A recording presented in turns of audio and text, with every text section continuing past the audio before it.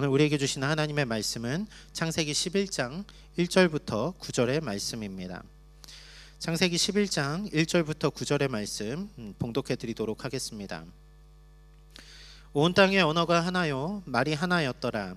이에 그들이 동방으로 옮기다가 시날 평지를 만나 거기에 거류하며 서로 말하되 벽돌을 만들어 견고히 굽자 하고, 이에 벽돌로 돌을 대신하여 역청으로 진흙을 대신하고, 또 말하되 성읍과 탑을 건설하여 그 탑 꼭대기를 하늘에 닿게 하여 우리 이름을 내고 온 지면에 흩어짐을 면하자 하였더니, 여호와께서 사람들이 건설하는 그 성읍과 탑을 보려고 내려오셨더라. 여호와께서 이르시되 이 무리가 한 족속이요 언어도 하나이므로 이같이 시작하였으니 이후로는 그 하고자 하는 일을 막을 수 없으리로다. 우리가 내려가서 거기서 그들의 언어를 혼잡하게 하여 그들이 서로 알아듣지 못하게 하자 하시고, 여호와께서 거기서 그들을 온 지면에 흩으셨으므로 그들이 그 도시를 건설하기를 그쳤더라. 그러므로 그 이름을 바벨이라 하니 이는 여호와께서 거기서 온 땅의 언어를 혼잡하게 하셨음이니라. 여호와께서 거기서 그들을 온 지면에 흩으셨더라. 아멘. 오늘도 귀한 예배 자리 가운데 나온 여러분 모두 환영하고 축복합니다. 오늘 바벨탑 말씀을 통하여서 하나님의 깊은 은혜를 나누는 시간 되기를 원합니다. 고사성어 중에 호사유피, 인사유명이라는 말이 있습니다. 호사유피, 인사유명, 무슨 뜻일까요?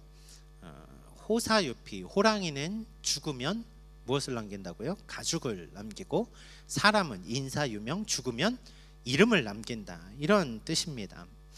여러분 잘 생각해 보십시오. 호랑이는 죽으면 그 가죽이 아주 값비싼 보물과 같은 역할을 합니다. 그러니까 호랑이는 죽어도 가죽은 남겨져서 그것이 귀한 가치를 발현하는 거죠. 그런데 사람은 죽으면 아무 가치가 남지 않아요. 우리 뼈를 가지고 뭘 하겠습니까? 이미 죽은 사람을 가지고 뭘 하겠냔 말이죠. 사람은 남길 것이 아무것도 없는데, 사람이 남길 것이 있다면 그의 명성, 이름은 남길 수 있다라는 거죠. 그래서 그런지 우리들은 이름을 남기는 일에 참 이렇게 많이 집중하는 것 같습니다. 관심을 많이 두는 것 같습니다. 여러분 기네스북 아시죠? 아마 책을 사서 보진 않았지만 한 번쯤 기네스북에 나오는 도전들을 보고 이런 생각 해본 적 있으실 것입니다. 저건 나도 할 수 있지 않을까? 이런 정도요.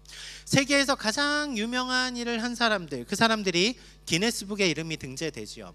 제가 가장 최근에 2022년 3월 달에 기네스북에 등재된 사람들이 어떤 사람인지 한번 찾아보았습니다.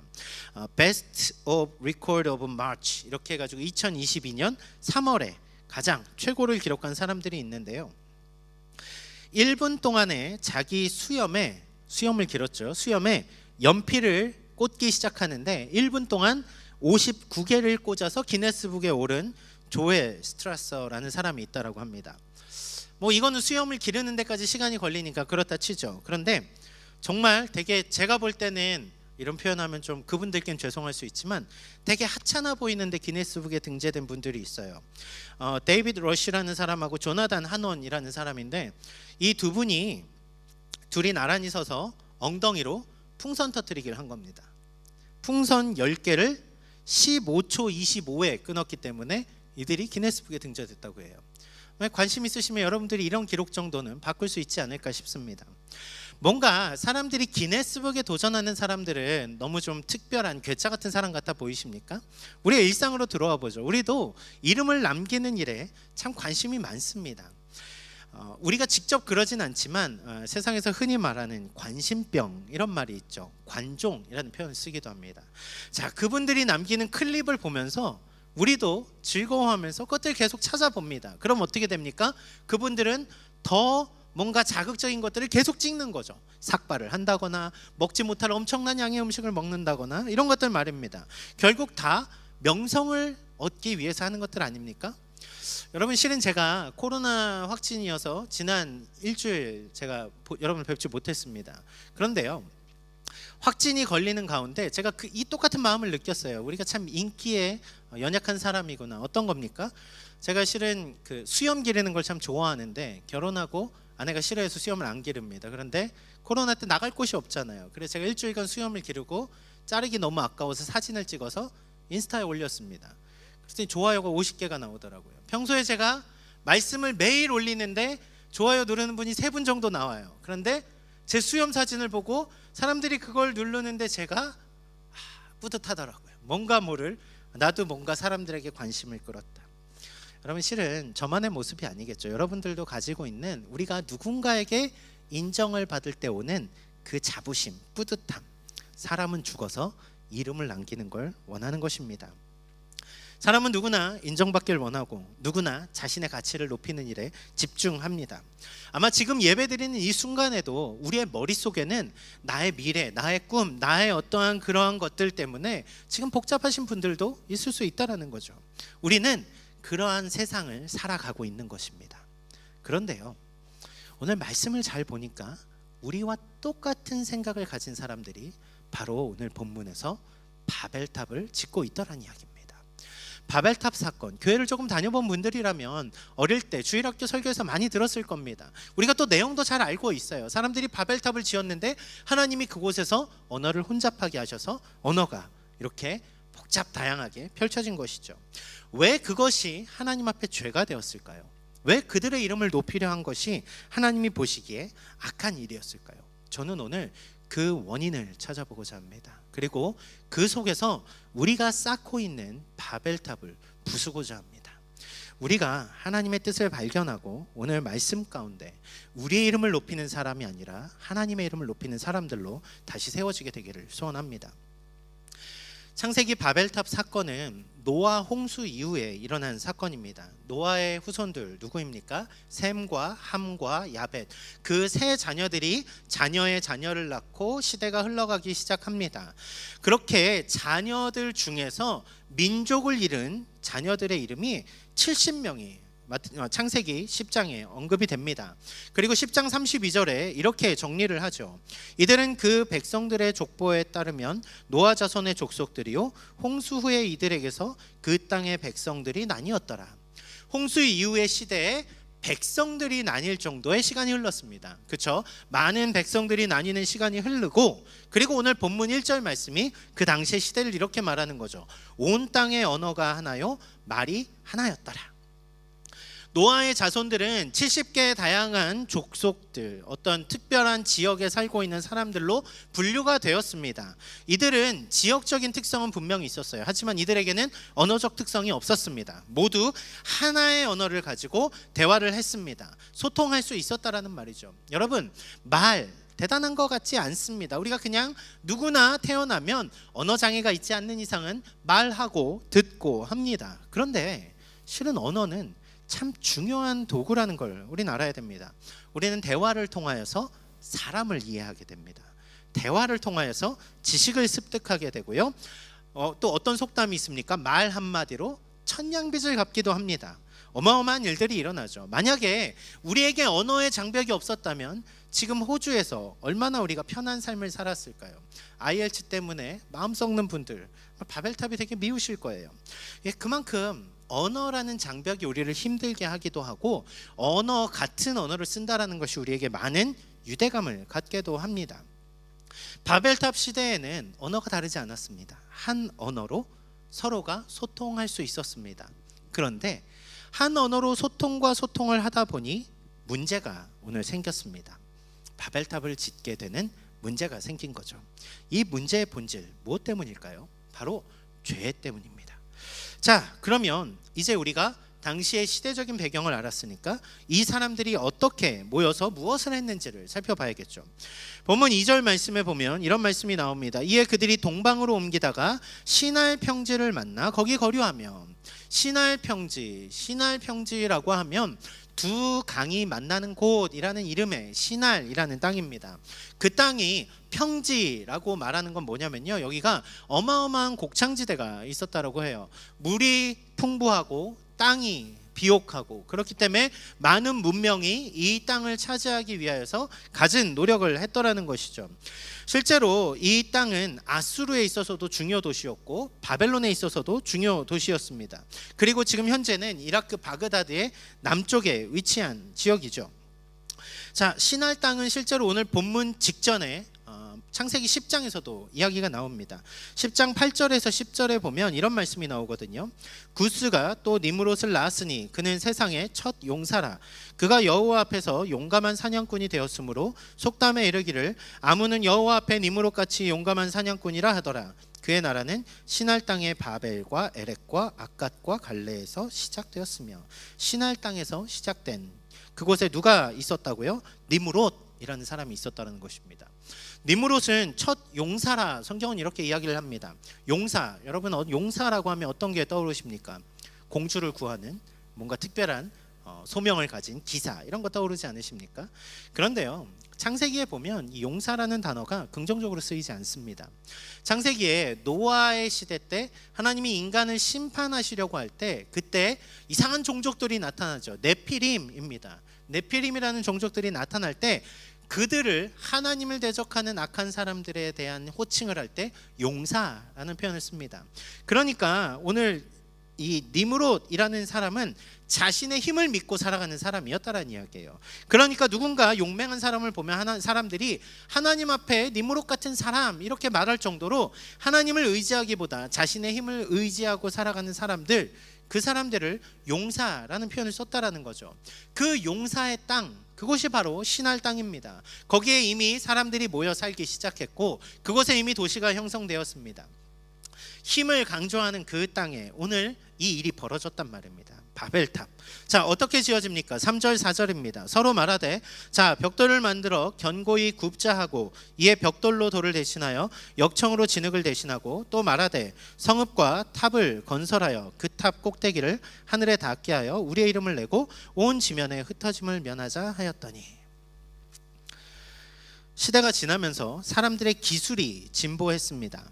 자연에서 돌을 가져다 집을 짓던 세대가 지나서 돌을 깎아서 집을 짓는 시대가 지나서 이제 어떤 시대가 되었습니까? 벽돌을 구워서 건물을 지을 수 있는 시대가 되었습니다. 당시 벽돌을 굽는 기술은 엄청난 기술이었기 때문에 그 수많은 벽돌을 막 찍어내는 이런 것은 불가능했다고 합니다. 그래서 아주 중요한 곳에 벽돌을 사용했다고 합니다. 기술이 발전한 게 어떤 문제가 있겠습니까? 그렇진 않습니다. 기술이 발전했다라는 건 어찌 보면 하나님이 주신 지혜로, 하나님이 주신 지식으로 인간들이 이뤄낸 어떤 특별한 더 나은 방향의 창조의 섭리 가운데 하나라고 볼 수 있죠. 자, 이들이 벽돌을 굽기 시작합니다. 역청으로 진흙을 대신합니다. 진흙 어떻습니까? 비가 오면 벽돌이 흐트러져 무너질 수도 있겠죠. 하지만 역청이 언제 쓰이는지 아십니까? 노아의 방주를 지을 때 노아의 방주를 짓는 나무 그 사이를 역청으로 하나님이 메우라고 하시죠. 그 역청, 단단하고 방수가 되는 그것으로 건물을 짓게 되었습니다. 얼마나 좋습니까? 기술이 발전했습니다. 그런데 문제는 발전된 기술로 이들이 무엇을 하였냐죠. 이들이 한 것은 우리의 이름을 내고 온 지면에 흩어짐을 면하자라는 목적을 가지고 벽돌로 탑을 세우기 시작했다라는 말입니다. 이것이 왜 문제인가? 우리가 좀 세부적으로 살펴보죠. 두 가지 문제를 찾아볼 수 있는데요. 첫째로 사람들이 기술이 늘고 자신의 힘이 강해지고 자신의 능력이, 스킬이 뭔가 많아지다 보니까 사람들이 모여서 무엇을 하기 시작합니까? 도시를 건설합니다. 성읍과 탑을 건설하게 되었다라고 하는데 여기 성읍이 바로 도시입니다.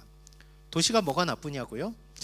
도시에 대해서 여러분은 어떤 이미지를 가지고 계십니까? 수많은 사람들이 모여 사는 곳, 꿈과 꿈이 만나서 더 큰 꿈을 이뤄가는 곳, 뭔가 발전적인 그림들을 많이 그리게 되시겠죠.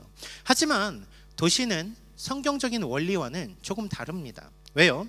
하나님이 처음 아담을 지으시고 아담에게 이렇게 명령을 하셨거든요. 창세기 1장 28절입니다. 하나님이 그들에게 복을 주시며 하나님이 그들에게 이르시되 생육하고 번성하여 땅에 충만하라. 땅을 정복하라. 바다의 물고기와 하늘의 새와 땅에 움직이는 모든 생물을 다스리라 하시니라. 생육하고 번성하여 어떻게 하라고요? 땅에 충만하라고요. 어느 한 곳에 막 몰려 사는 게 아니라 온 땅에 충만하고 그 땅을 정복하라고 하나님이 말씀하셨어요. 실제로 노아가 홍수가 끝난 이후에 하나님께 받은 명령도 마찬가지입니다. 창세기 9장 1절에요.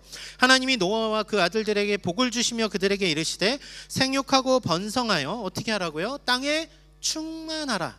충만하라. 하나님은 그들이 이 온 지으신 하나님이 만드신 땅에 충만하게 살기를 원하셨습니다. 실제로 예수님이 하늘로 올라가시면서 예수님의 제자들을 향하여서 하신 말씀도 같은 메시지입니다. 사도행전 1장 8절 말씀이죠. 오직 성령이 너에게 임하시면 너희가 권능을 받고 예루살렘과 온 유대와 사마리아와 땅 끝까지 이르러 내 증인이 될지니라. 자꾸 몰려 있으니까 문제가 생기더란 말입니다. 왜요? 우리의 죄성이 그렇거든요.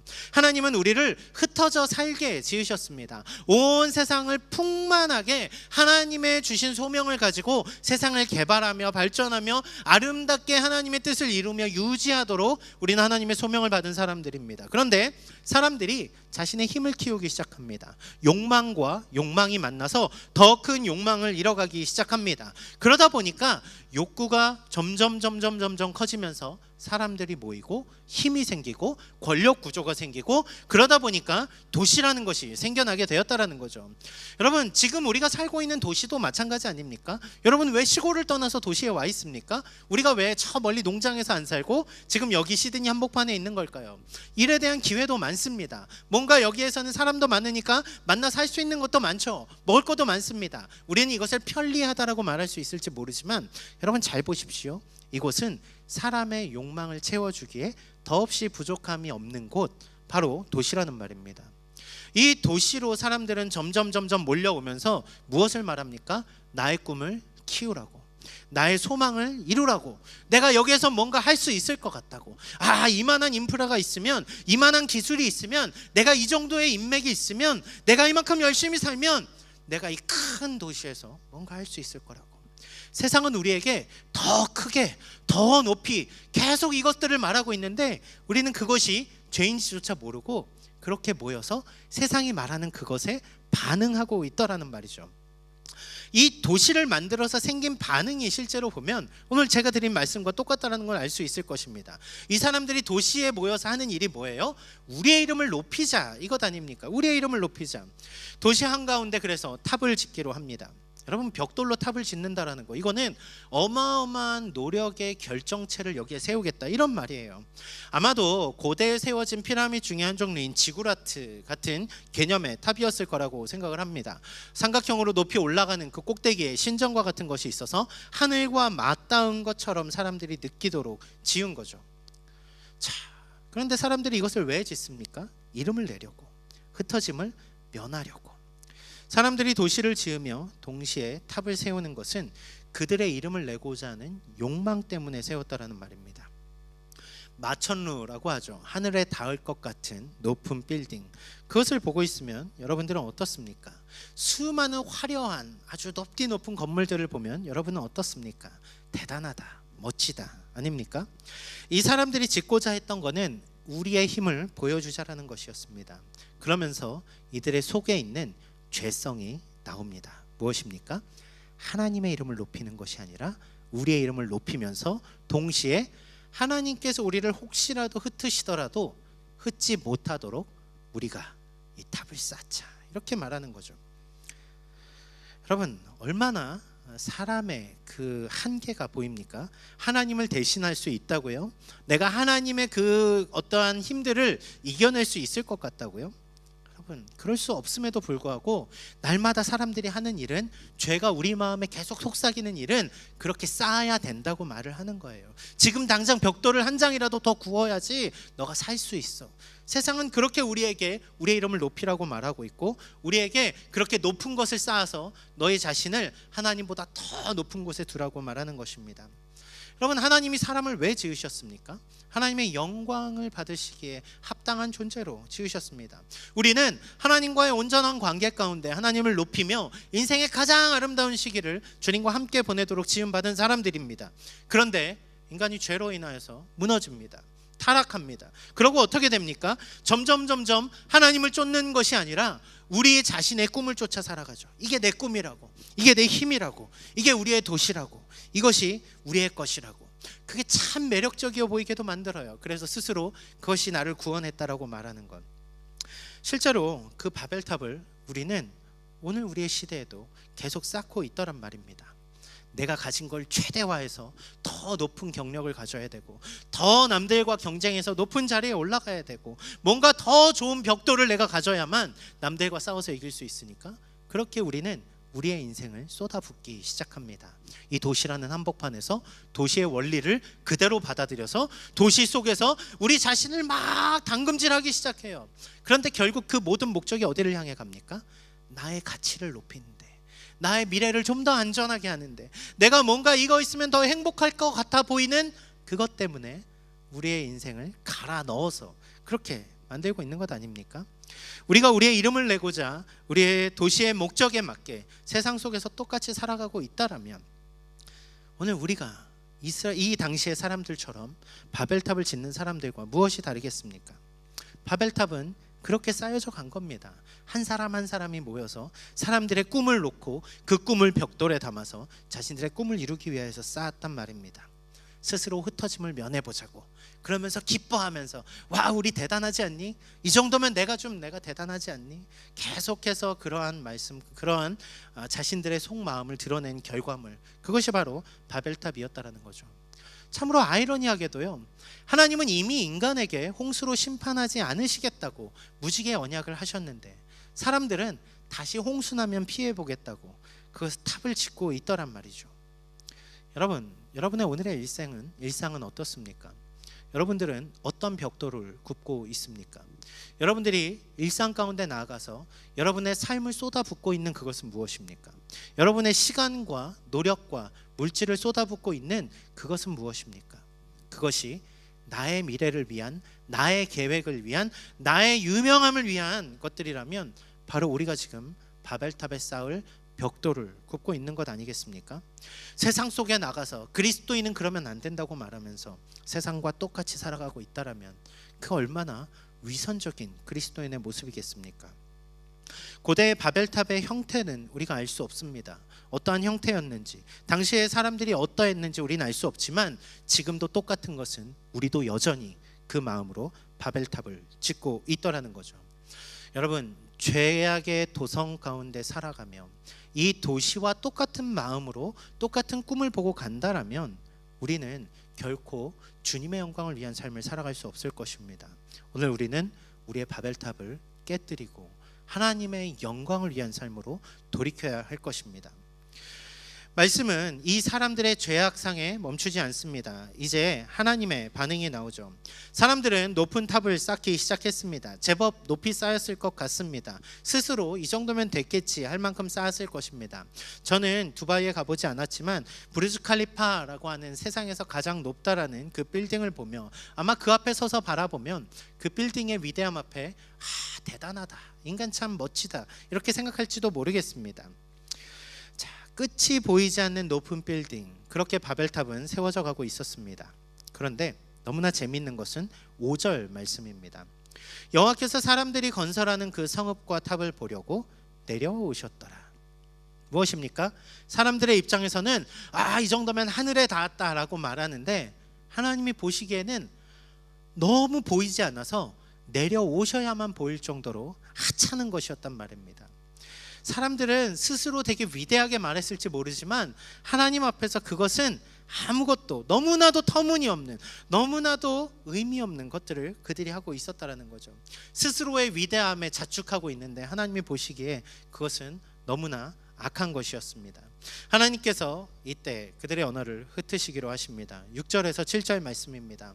여호와께서 이르시되 이 무리가 한 족속이요 언어도 하나이므로 이같이 시작하였으니 이후로는 그 하고자 하는 일을 막을 수 없으리로다. 자, 우리가 내려가서 거기서 그들의 언어를 혼잡하게 하여 그들이 서로 알아듣지 못하게 하자 하시고, 인간은 그들의 하나된 언어로 하나님을 높이기보다 하나님을 대적하였습니다. 하나님은 그들의 마음을 아셨습니다. 그들이 하고자 하는 일이 얼마나 악한 일인지 아셨습니다. 그래서 하나님은 그들의 일을 멈추게 하셨습니다. 언어를 혼잡하게 하신 것이죠. 결국 어떻게 됩니까? 8절 말씀이요, 여호와께서 거기서 그들을 온 지면에 흩으셨으므로 그들이 그 도시를 건설하기를 그쳤더라. 여러분, 하나님이 사람들이 죄를 지으니까 멈춰 하고 사람들을 쫓아낸 것처럼 보이십니까?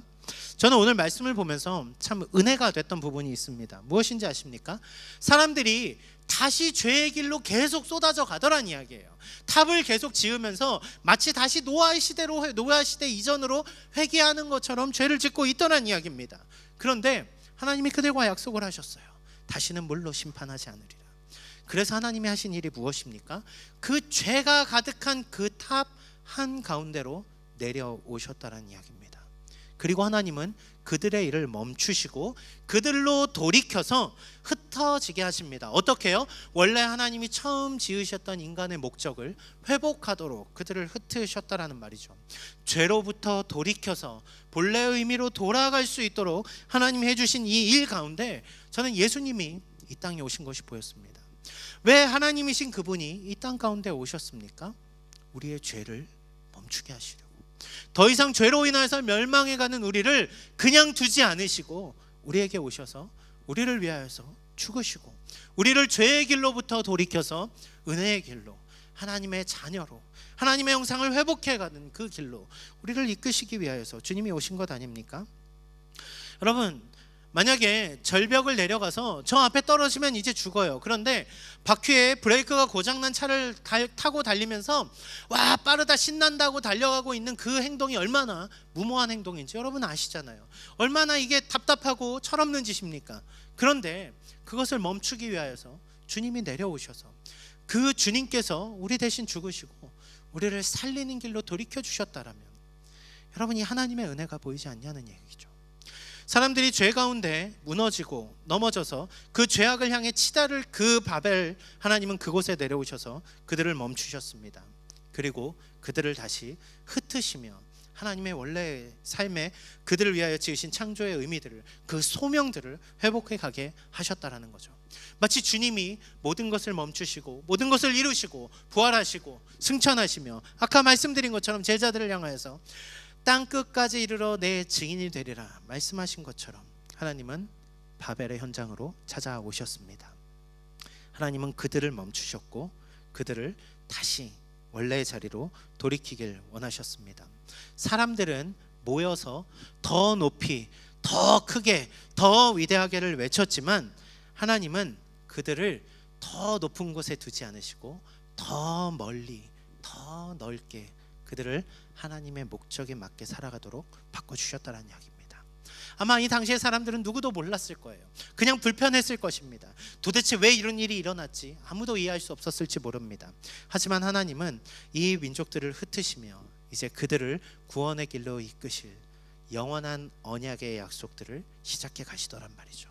아브라함을 통하여서, 이삭을 통하여서, 야곱을 통하여서.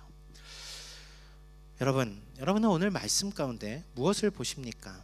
이 말씀의 마지막 절을 보십시오. 9절입니다. 그러므로 그 이름을 바벨이라 하니 이는 여호와께서 거기서 온 땅의 언어를 혼잡하게 하셨음이니라. 여호와께서 거기서 그들을 온 지면에 흩으셨더라. 우리는 우리의 꿈을 이루기 위하여서, 우리의 소원을 이루기 위하여서, 우리의 어떤 도전적인 것들을 만들어내기 위하여서 점점 더 모여서 더 큰 것들을 기대하며 도시를 만들고 살아갑니다. 하지만 그 결과물은 무엇입니까? 바벨, 결국은 혼잡하게 되는 거예요. 사람들이 도시를 만들고 그 다음에 하는 일이 뭔지 아십니까? 전쟁을 벌여요. 사람들이 모여서 하는 일들이 무엇인지 아십니까? 계층을 만들어요. 사람들이 원하는 것들을 이루기 위해서는 모두가 윈윈 할 수 있는 것이 아니란 말입니다. 그것이 인간의 죄성이니까요. 자, 여러분, 바벨은 아카드어로는 하늘의 신들과 만나는 문, Gate of God 이라는 표현입니다. 사람들은 그걸 꿈꾸고 멋지게 지었겠죠. 하지만 바벨의, 이스라엘의 언어의 의미는 혼잡입니다. 하나님 없이 나를 높이려 하는 그 끝은 혼돈뿐이란 말입니다. 결국은 흩어짐으로 나아가서 우리는 다시 하나님의 말씀을 회복하는 자들이 되어야 된다는 거죠. 말씀을 정리하겠습니다. 앞서서 전 여러분들에게 호사유피 인사유명이라는 말씀을 드렸습니다. 호랑이는 죽어서 가죽을 남기고 사람은 죽어서 이름을 남긴다. 너무나 멋진 말 같죠. 그런데 여러분, 반대로 생각해 보십시오. 사람들이 호랑이를 왜 잡아 죽였는지 아십니까? 가죽을 얻으려고요. 호랑이는 가죽 때문에 죽은 거예요. 사람들은 이름을 높이려고 서로 싸우다 보니 이름 때문에 서로 죽고 죽이는 관계가 되었다는 말입니다. 호랑이는 가죽 때문에 죽고 인간은 이름 때문에 죽습니다. 여러분, 그렇다면 그 이름을 높이자 말하는 이 바벨과 같은 도시에서 우리는 어떤 삶을 살아야 될까요? 우리는 우리의 이름을 높이는 삶에서 머물러서는 안 됩니다. 우리가 살아야 되는 유일한 삶의 방향은 하나님을 높이는 삶입니다. 여러분들이 이 죄가 가득한 도시 한복판에서 하나님의 도성의 백성으로 살아가십시오. 하나님의 이름을 높이는 일을 위하여서 여러분의 시간을 쓰십시오. 사람들을 살리는 일을 위하여서 여러분 더 흩어지십시오. 하나님이 주신 그 소명을 이루기 위하여서 이 땅 가운데 우리가 하루하루 살아갈 때 우리의 살아가는 모든 순간이 하나님의 영광이 될 것입니다. 나의 이름이 아닌 주님의 이름을 높이는 삶, 나의 영광이 아닌 하나님의 영광이 드러나는 삶, 나의 성공이 아닌 주님이 주신 소명이 이루어지는 삶, 그 삶 속에서 우리는 바벨탑의 인생이 아니라 하나님이 높이시는 인생이 될 것입니다. 우리는 우리의 이름을 높이는 자들이 되어서는 안 됩니다. 우리가 오늘 굽고 있는 바벨탑의 벽돌들이 있다면 이 시간 다 깨뜨리시길 소원합니다. 이 시간 내가 만들던 그 벽돌들을 내어놓고 이제는 주님의 이름을 높이는 일을 위하여 우리를 온전히 내어놓는 여러분 모두가 되시기를 주님의 이름으로 축원합니다. 기도하겠습니다. 사랑하는 주님, 감사합니다. 오늘 우리가 바벨탑 사건을 통하여서 우리의 삶 속에 있는 수많은 바벨탑의 벽돌들을 보게 됩니다. 우리는 우리의 이름을 높이길 원하였고, 우리는 그저 우리가 잘 먹고 잘 사는 일에 바빴고 좀 더 나은 미래를 가지고 싶어서 오늘 우리 자신을 그렇게 시간을 허비해가며 우리의 벽돌들을 굽고 있었던 것이 사실입니다. 그러나 주님, 이제 우리가 우리의 이름을 높이는 그 자리에서 모두 내려놓길 원합니다.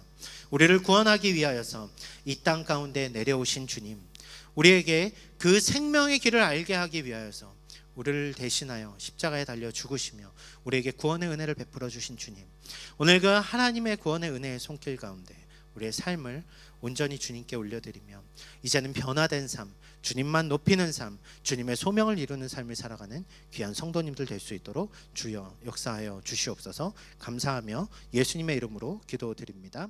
아멘.